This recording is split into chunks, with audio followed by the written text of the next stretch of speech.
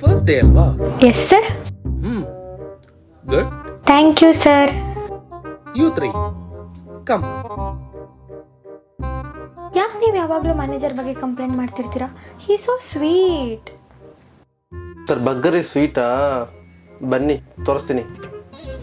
ನೋಡು ನಿನ್ನ ಗಂಗಾ ಆಗೋಲಿ ಆಗಿರೋದು ನೋಡು. ರಾರಾ ಸರಸಪುರ